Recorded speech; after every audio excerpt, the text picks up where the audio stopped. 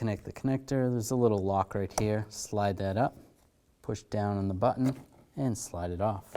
Take the 2 screws out. Use a 5.5 millimeter socket.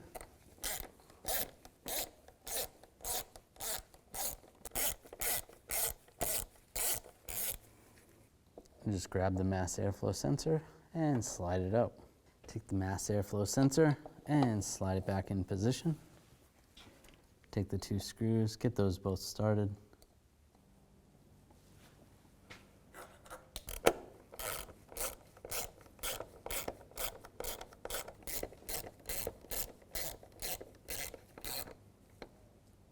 Take the connector, line it up, lock it down, and push down on the lock.